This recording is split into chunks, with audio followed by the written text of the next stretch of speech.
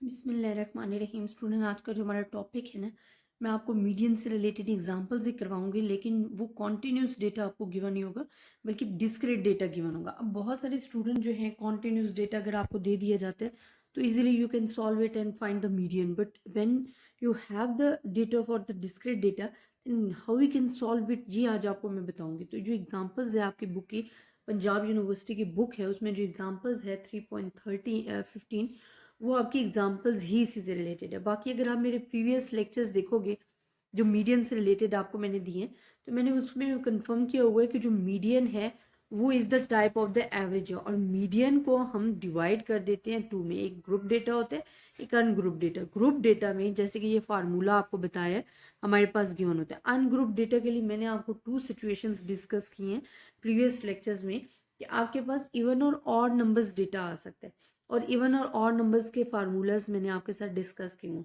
लेकिन ungroup data में जो मेन चीज़ आपको मैंने बार बार प्रीवियस लेक्चर्स में भी रिपीट की है, कि आपने अपने डेटा को अरेंज करना है। Without arrangement if you are finding the median, then answer is wrong. ठीक है, तो मेन चीज़ आपके पास क्या है कि आपने अपने डेटा को अरेंज करना है, देन आपने कैलकुलेट करना है कि जो आपकी वैल्यूज़ हैं वो इवन नंबर्स हैं या ऑड नंबर्स हैं।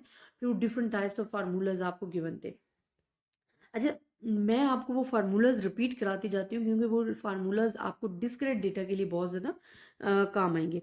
मैंने आपको कहा था कि जब भी आपने मीडियन फाइंड करना है तो we have the two situation for the group data and ungroup data. अब ग्रुप डेटा आपको पता है कि जहाँ पे फ्रीक्वेंसी इन्वॉल्व हो जाएगी वो ग्रुप डेटा होगा। अगर फ्रीक्वेंसी इन्वॉल्व नहीं है तो वो अनग्रुप डेटा है। अनग्रुप डेटा को इसमें तो फार्मूला आ गया, तो जो आपको ये मैं बता रही हूँ ये फार्मूला इसमें आ जाता है, और ये इसके प्रीवियस जितने भी मेथड हैं आपको करवा चुकी। अनग्रुप डेटा में अगर डेटा अरेंज है, ठीक है, अरे डेटा को पहले आपने डेटा को अरेंज करना है, फिर आपने देखना है कि नंबर इवन है या ऑड है।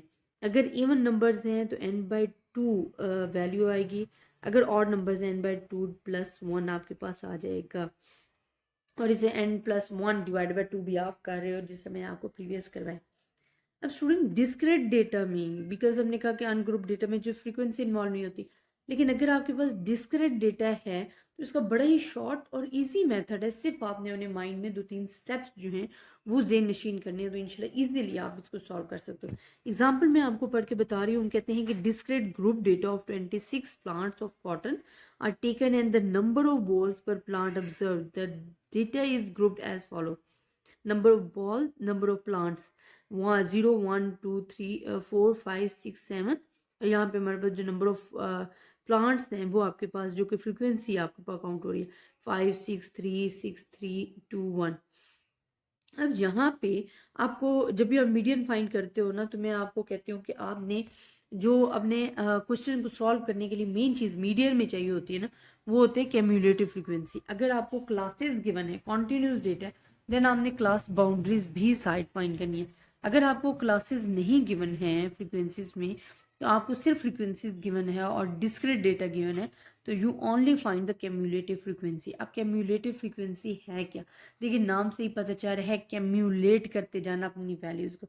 जब आप कैम्युलेट करते जाते हो, फॉर एग्जाम्पल जमा करते जाना अपनी वैल्यूज़ में नेक्स्ट वैल्यू को।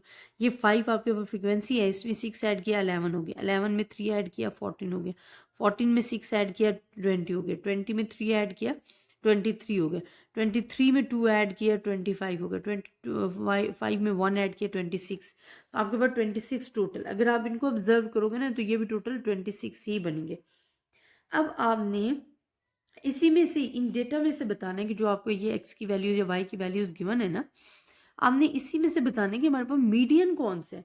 तो उसका एक मेथड है। देखिए, मैंने आपको कहा कि आपके पास जो इवन नंबर होते हैं ना, वो होते हैं n/2। ठीक है, अब n हमारे पास कितना है 26, 26/2 हमारे पास आ जाता है जी 13। तो एक y हमारे पास आ रहा है जी 13। और अगर ऑड नंबर्स के लिए करते हो तो वो हमारे पास जिस तरह के इन्होंने कहा है कि ऑड नंबर्स, क्योंकि इवन और ऑड हम दोनों के लिए करके देख रहे हैं, तो हमने क्या करना है 26/2 + 1, तो हमारे पास आ जाएगा जी 14। अब आपके पास ये जो इवन और ऑड नंबर्स के लिए आपने किया ना, इसके लिए आपने ये इवन नंबर्स के लिए करके देखा 13 आ गया, इसके लिए 14। अब आपने देखना है कि जो आपकी वैल्यूज है ना, कैम्युलेटिव फ्रीक्वेंसीज जो आपने फाइंड किया, उसमें 13 और 14 के दरमियान जो वैल्यूज आ रही हैं, जो आपकी एक्स की वैल्यूज़ आ रही है वो आपने एज अ मीडियन लेनी है। अब देखो ये एक क्लास है 11 से 14, जिसमें 13 और 14 दोनों आ रहे हैं, ठीक है इनमें।